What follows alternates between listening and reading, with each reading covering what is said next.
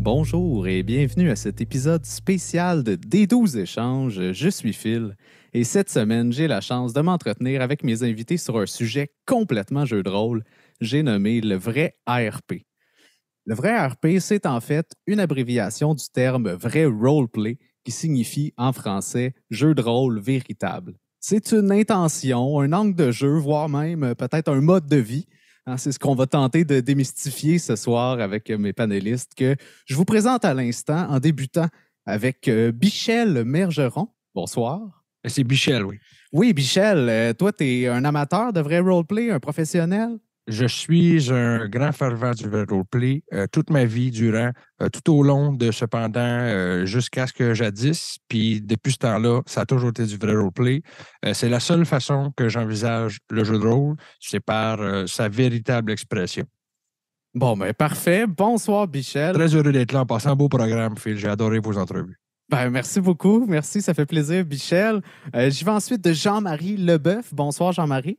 Ben, bonsoir à vous. Bonsoir tout le monde. Jean-Marie, votre expérience en vrai roleplay en quelques lignes? Ben, moi, ça fait 25 ans que je pratique le jeu de rôle.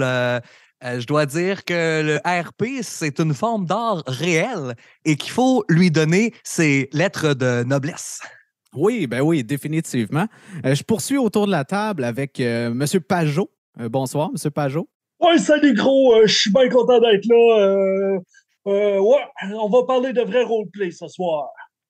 Ben, j'en ai aucun doute. On est vraiment bien parti à date. C'est déjà le titre de l'épisode. Et je termine mon tour de table ce soir. On a la chance d'avoir Tony Dog Lover Parent, connu sous le nom de Tony, qui interprète entre autres Yorpose dans Des Vaincus. Ouais, oui, puis ce soir, wouf, wouf, Phil, à tous les auditeurs et tous les panélistes, parce que je révèle un petit côté de moi que les gens connaissent pas. Je suis un dog lover, puis je pense que ça fait très ARP, déjà de base. Fait que t'es pas un dog lover, dans le fond? Tu le joues présentement? Pour ce soir, oui, exactement, okay. Phil. Génial. Wouf, wouf. Alors, dans cette mouvance, laissez-moi vous parler un peu de l'historique du vrai RP, question de mettre tout le monde sur un pied d'égalité et d'entrer en matière bien comme il faut.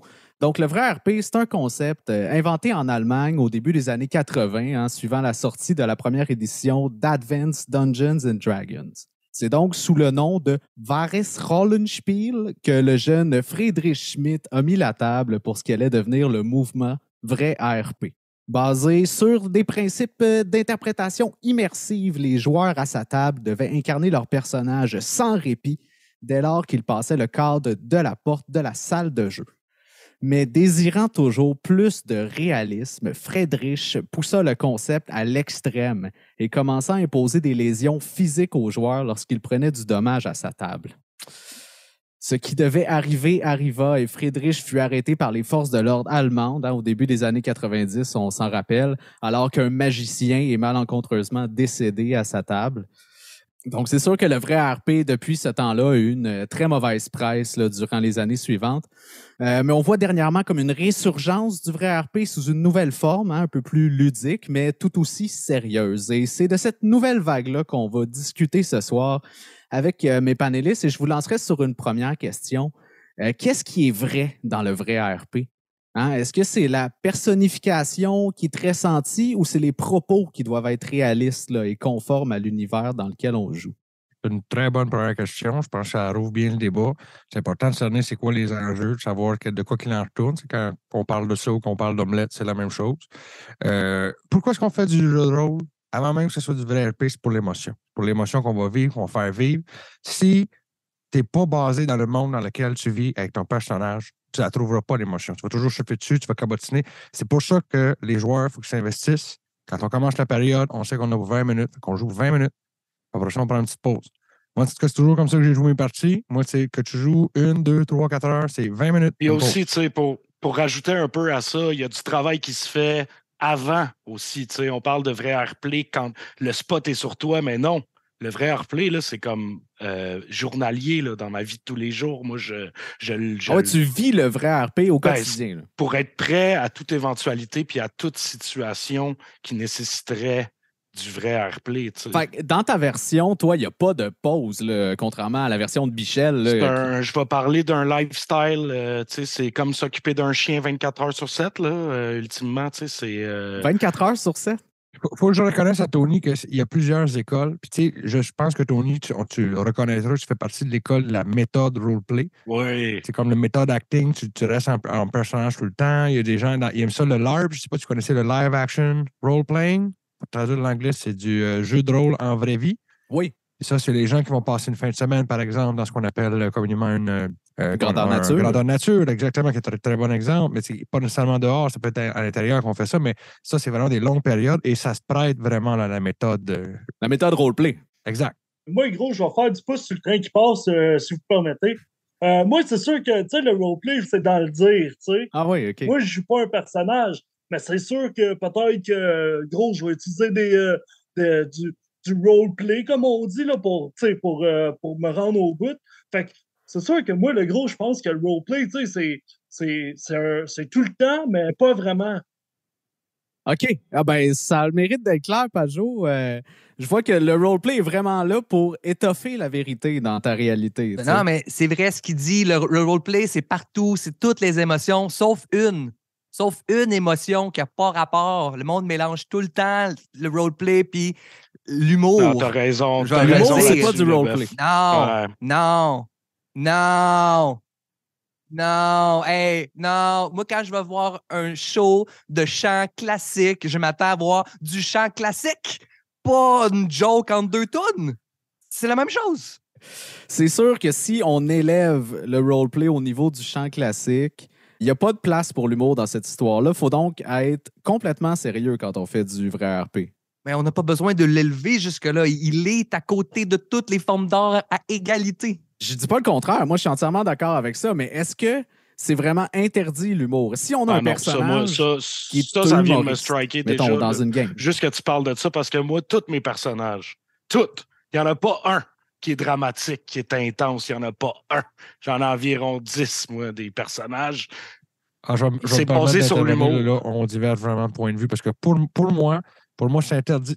Quand tu joues quelqu'un, c'est parce que tu ne veux pas faire des jokes. Tu n'as pas le droit de choisir quelqu'un qui est drôle. Moi, dans une game à moi, les gens parlent, on fait la session 0, parce que c'est important de faire la session 0. Oui, très important. Bonne place, sont où les lignes, sont où les zones, où c'est qu'on s'en va, c'est où le but, c'est quoi le but, c'est quoi les bandes. Puis une fois que ça c'est fait, ben là, tu te dis, c'est quoi mon personnage? Quelqu'un dit, moi, je vais être un fou du roi. Non. Non, tu es un ancien fou du roi, puis là, tu as eu un drame, puis là, tu n'es plus drôle. Là, tu fais plus de blagues. C'est ça le vrai roleplay. On s'en va, on joue. Excuse-moi, Michel, mais je vais aller me chercher des mouchoirs parce que c'est bien trop triste là, ce que tu m'expliques là. Il y a plein d'autres Non, émotions mais de il a raison. tristesse. Là, Non, tu peux mais être regarde, moi, fâché. c'est Il a raison. Ça peut être le fun tu peux un être peu Moi, aussi, anxieux, les tu peux gars. être Je en m'excuse, colère. là, mais c'est un peu drôle. Non, parce que comme ma mère, le gros, a dit tout le temps, n'est pas élu le roi de la jungle, le requin avec la plus grosse queue, tu sais. OK. Fait que là, tu peux pas mêler les affaires, ça marche pas. Ça marche pas. Fait que là, si t'amènes de l'humour, si dans du vrai roleplay, excusez-moi de mon langage, mais vous me sortez de mon chapeau. Si t'amènes l'humour Oui, avec c'est le un vrai humour. roleplay, ben là, t'as juste l'air d'une gang de clowns, de cabochons, puis tu ruines le jeu. Le jeu, c'est sérieux. Ouais, je comprends votre point, mais je sens que c'est un point vraiment de discorde dans le groupe. J'aimerais ça vous ramener sur quelque chose qui est peut-être plus consensuel. Qu'est-ce que ça prend pour commencer le vrai roleplay? Quel élément est un bon point de départ? Mettons, moi, j'en ai jamais fait. Ça me prend-tu une voix? Ça me prend-tu une devise? J'ai-tu besoin d'un passé trouble? C'est quoi les éléments là, que ça prend? Pour en avoir entraîné plusieurs, des nouveaux joueurs de roleplay, là, j'ai joué moi, avec du monde qui jouait dans des ligues Pee-Wee de Donjons Dragons. J'ai joué des Bantam, Pathfinder, y a pas de trouble. J'en ai entraîné du monde. Ce que ça te prend au début, c'est un background assez étoffé pour savoir d'où tu pars, mais assez vague pour que tu puisses quand même construire. Parce que comme j'aime le dire, ton background, c'est une courte pointe. Tu as une idée de la thématique, mais les petites cases se font au fur et à mesure. Ben, c'est un très bon point, mais excuse-moi, Michel, juste pour les gens à la maison, j'aimerais ça vulgariser un peu le background. C'est un peu l'épilogue au personnage. C'est tout ce qui est arrivé avant le moment présent de l'histoire qu'on commence à la table. Exact.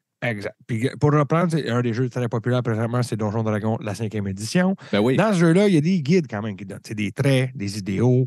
Le plus important, c'est tes défauts, tes chippés. Qu'est-ce qui fait que tu as une chip? Qu'est-ce qui fait que t'es pas parfait? C'est là-dessus que tu joues, tu sais. Puis, ce qui est pas dans Donjon, mais dans plein d'autres jeux, ils le mettent très clair. Dungeon War, par exemple, très bon exemple, c'est de faire des liens avec les personnages. Parce que si tu joues juste ton personnage, ton background n'a pas rapport avec les autres, tu veux dire, à un moment donné, tu sais, la porte t'amène à gauche, eux s'en vont à droite, tu sais, bye-bye, là, on se sépare. Oui, c'est pas simple.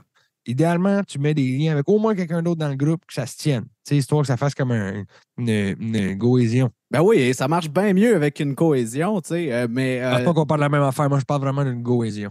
Ah, OK, excuse-moi, Michel. Les termes techniques m'échappent un peu des fois. Là. Je suis juste vraiment là, pour passer à POC à tout le monde. Ça là. prend au moins 20 ans à connaître tous les termes. Au moins 20 ans. Moi, je dis la base de tous les personnages, c'est le désespoir. Si t'as pas de désespoir dans ta vie, va jouer à corde à danser. C'est ça que le monde font heureux. Si t'es le désespoir, là, tu peux faire un personnage profond avec, tu sais, du contenu. Ça prend le cœur ouvert. Ça prend des graphiques. Le désespoir, Mike. Ça prend le désespoir. Tony, toi qui joues des personnages humoristiques, c'est quoi ta base? Est-ce que tu pars avec la voix? Est-ce que... Oui, ben clairement, il me faut quelque chose de quand même assez facile aussi à garder. Là, on s'entend parce que si je vais trop dans le complexe en termes de voix, là, mais c'est tout le temps le cool d'avoir un petit tweak, un petit quelque chose, puis que tu serais capable de garder pendant longtemps dans l'histoire. Puis moi, c'est quoi une voix complexe, mettons? Ben là, une voix complexe, c'est, mettons, un accent que tu connais même pas toi-même, là, tu sais. Fait que t'inventes au fur et à mesure, puis tu finis par le perdre, là, tu sais. Fait que ça, c'est un peu triste. Ouais, regarde, si tu pars une game, mettons, là, que t'as bien l'intention, le gros, de jouer pendant des années. Ouais. Peut-être que tu pogner une petite voix comme ça, que tu vas te faire sur des années, pas la meilleure idée. Non, parce certain. Que, alors, ça se peut que tu le regrettes, le gros, tu sais. Fait que la base du bon roleplay et tout, le gros, là, c'est de bien pouvoir camper ton personnage. Toute une question de camping. Ouais, mais si tu campes ton personnage dans le mauvais lieu, tu sais, est-ce que c'est encore du vrai roleplay vu que t'es anachronique à l'endroit, tu sais? J'ai pas compris, gros. Ah ben moi, c'est sûr que je dirais oui, là, sincèrement, parce que c'est l'histoire de ma vie, ça. Avoir un personnage qui détonne un peu trop du setting puis du coin, mais à la fin, ça donne des affaires le fun quand même. Puis le fun vu à que t'as jouer. l'intention d'être vrai C'est roleplay, ça. c'est vrai roleplay. C'est ça, c'est comme un gars qui essaye trop, là, le ninja de Beverly Hills du roleplay. Moi, encore, je vais m'interposer. Les meilleurs games que j'ai vus, là, c'était difficile de différencier les personnages. Tous des passés dramatiques, des cicatrices. À un moment donné, on a joué un groupe, c'était tous des orphelins. Ils se sont rendus compte qu'ils étaient tous orphelins des mêmes parents. C'était écœurant. On a braillé pendant au moins des minutes, voire beaucoup de secondes. Tu sais, je veux dire, on n'est pas là pour brailler, mais tu sais, quand tu dis on va prendre un 5 minutes juste brailler parce que ça, c'était triste, là, tu le sais que tu as vraiment fait ton vrai roleplay. Ouais, je comprends. C'est là que ça ressort. La crème remonte, comme on dit. Hein. Parlant de crème, hein, combien de pages doit contenir un bon backstory selon vous? Ah ben ça, il y a une règle universelle. C'est un cartable par niveau. Ah, tu vois, moi, je pensais que c'est... Moi, la règle que j'ai, c'est 1 pouce de cartable par année que tu peux en jouer la game. Ah ouais, toi, tu marches par année, le gros. Ah, tu te lances dans une campagne, là, tu sais que tu vas jouer pendant 5 ans.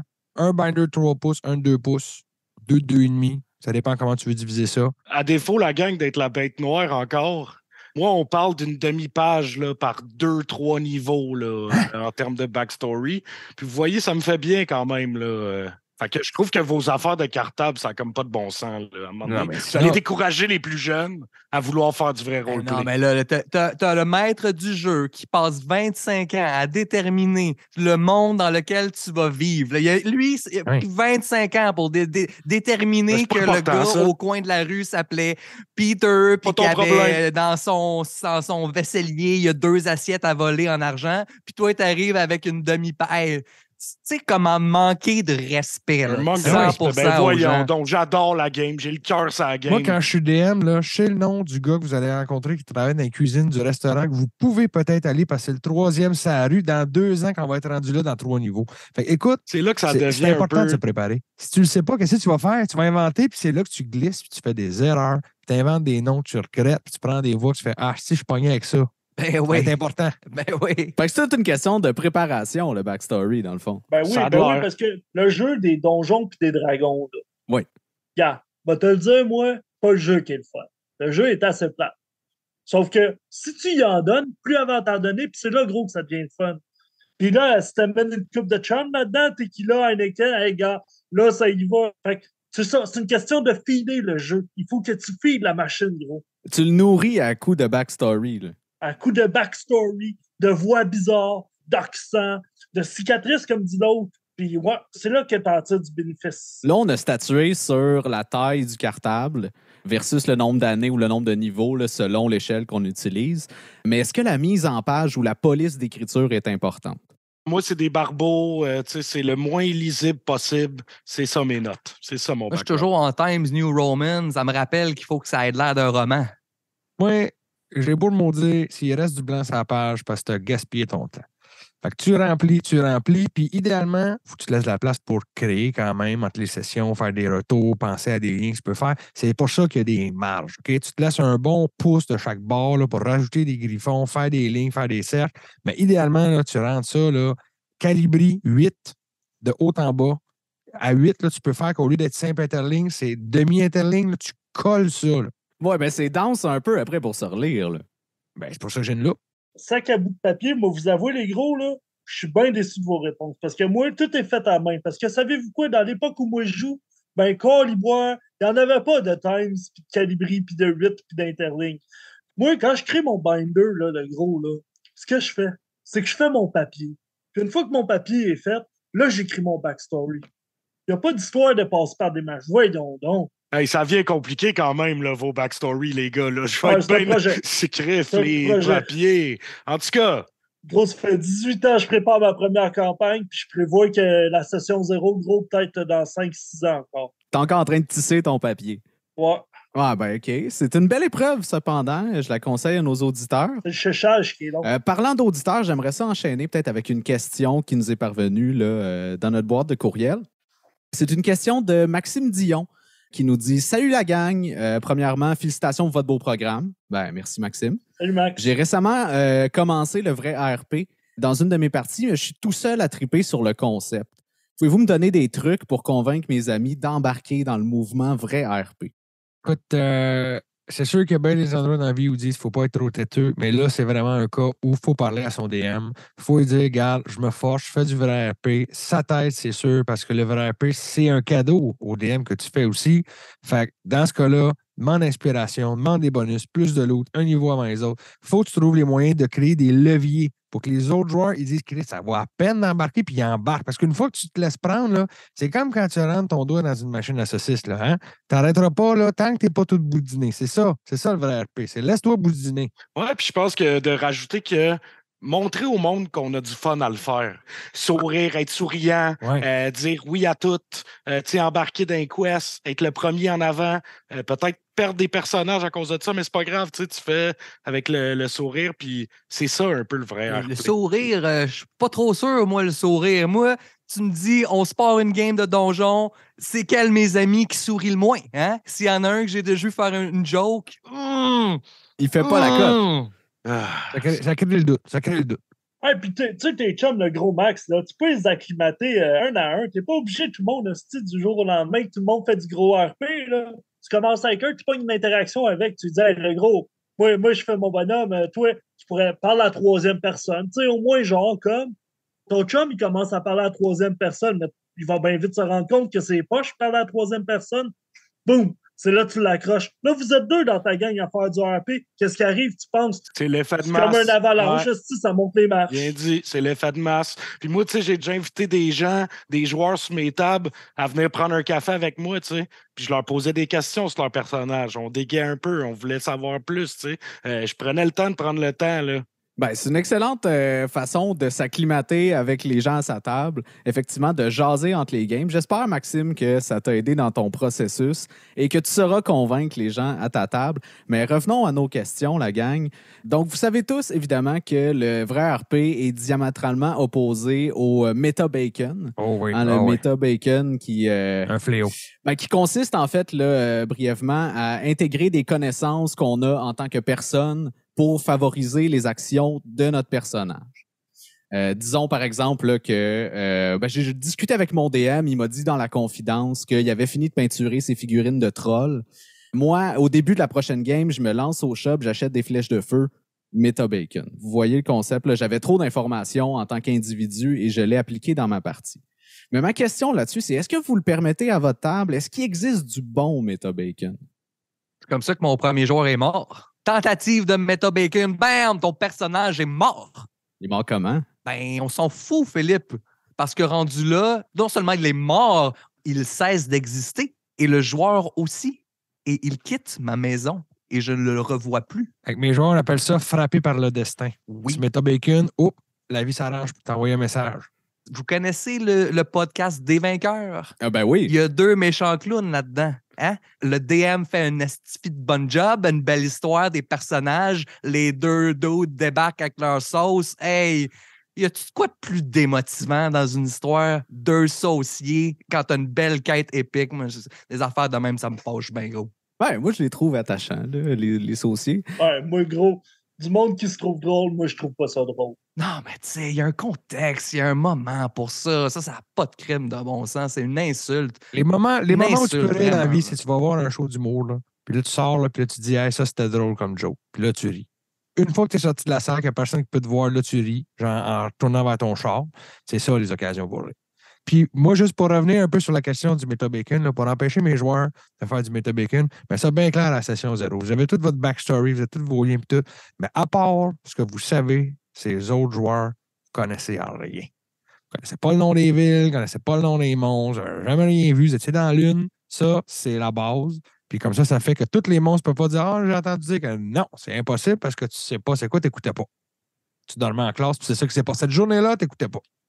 Seule exception où je déroge, c'est les bardes font appel à la magie. Ah, un bon vieux Legend Lore. Là, ça donne l'occasion de faire du vrai RP pour le DM.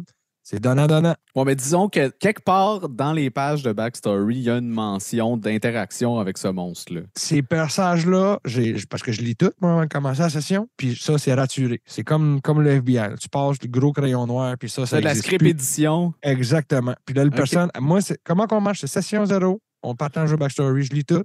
Avant la première session, je donne les binders à tout le monde. Je dis là, vous relisez ce qui reste. Souvent, c'est les binders de 3 pouces, il reste équivalent d'1 pouce.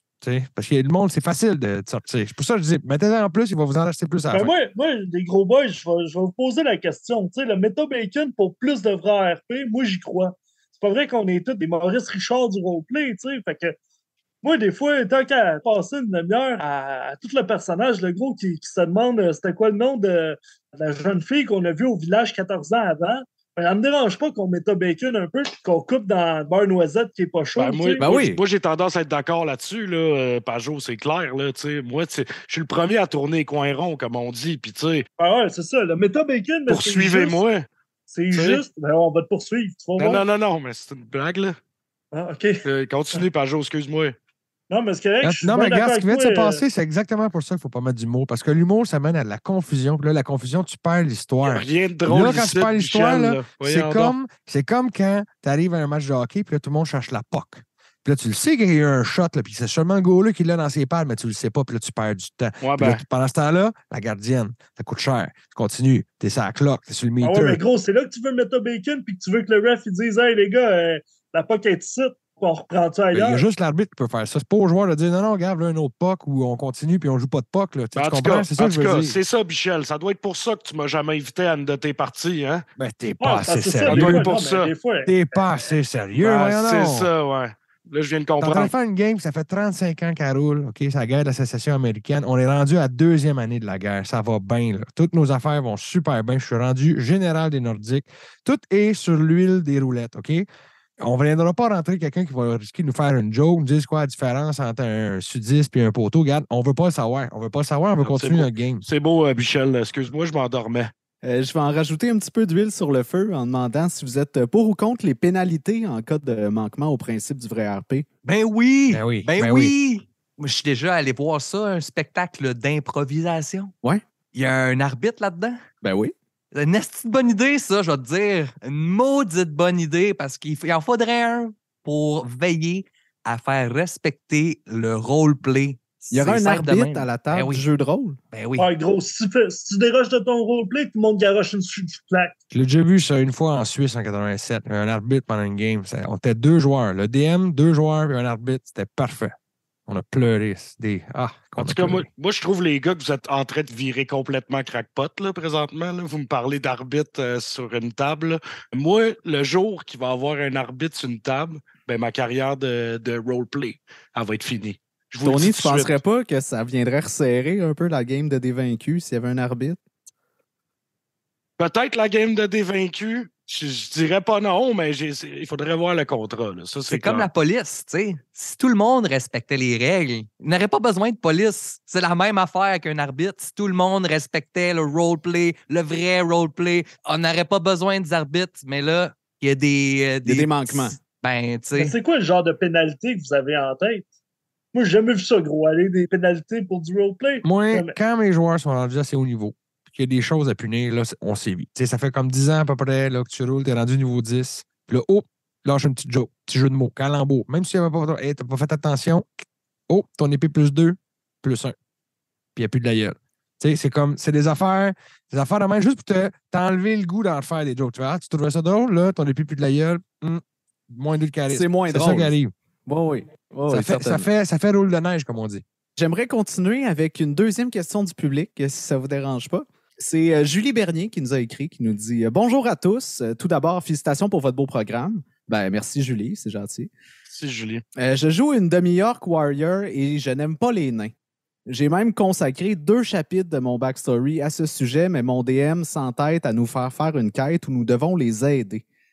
Dois-je quitter la partie pour rester fidèle au concept du vrai ARP? Est-ce qu'il y a d'autres options?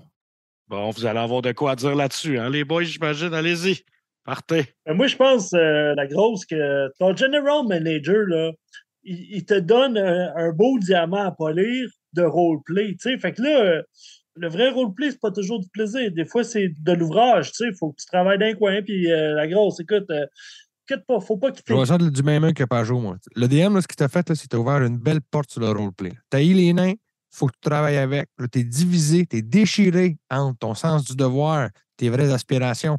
Quelle belle occasion de se lamenter à chaque occasion, puis de retarder l'action pour insérer du vrai roleplay de toi qui n'est pas down avec ce qui se passe. Tu comprends ce que je veux dire? Ça, c'est un beau cadeau, un beau diamant à polir. Je n'aurais pas dit mieux que Pajot. Bravo.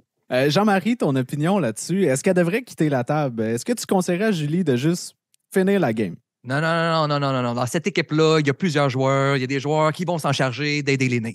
Toi, ton personnage, il n'aime pas les nains. Fait que t'aimes pas les nains, c'est tout. Tu continues, tu as un objectif. Tu ne décroches pas ton objectif. Tu restes là, tu vas vers le but. Les autres vont s'en occuper d'aider les nains. Là. Toi, tu les aimes pas. Assume, c'est tout. Ben, ce serait anti-vrai ARP de quitter la game, c'est ça? C'est juste, il n'y a plus de RP. Si tu joues plus, il n'y a plus de Si RP. tu abandonnes, c'est comme si tu laissais le Meta Bacon gagner dans ton dos. Quitter la table, c'est laisser les nains gagner. C'est ça. Dans ce cas-ci précis, exactement, oui. Hey, messieurs, je vous relancerai sur une petite dernière. Pensez-vous qu'un DM peut faire du vrai RP aussi? Tu sais, on parle de joueurs depuis tantôt, mais le DM, lui, il a tellement de personnages à interpréter que est-ce qu'il peut vraiment faire du vrai RP ou il est toujours en train de changer d'un à l'autre? Donc, c'est pas du vrai RP. Si je peux me permettre, c'est le rôle, le devoir du DM d'être le phare, de mettre la barre, d'être l'étalon du roleplay. Tu ne peux pas exiger à tes joueurs qui ont juste un personnage à jouer d'être dans le RP si toi, tu ne le fais pas pour tes 150 personnes par épisode. C'est pour ça que c'est important d'être préparé. Des noms pour tout le monde, des voix pour tout le monde, des backgrounds pour tout le monde, des backstories pour tout le monde. Quand je pars d'une ville où il y a 200 habitants, ça me fait à peu près pour 2000$ de binder. Juste de binder. J'ai pas mis de feuille encore dedans. Là. Pas payé l'angle de l'imprimante, pas rien fait. Là. Moi, je prends une semaine puis ça travaille fort. Il faut que quand les gens arrivent, ils se sentent imprégnés de l'histoire. Parce que c'est sûr, tu peux prendre des raccourcis, mettre de la musique, mettre des odeurs, faire de la bouffe, ça sent aussi que ça sent vite. Non. Tu t'investis, voix, crayon, papier, interprétation, puis tu sautes la barre. Sinon, après ça, tu tires dans le pied avec la pelle, comme on dit.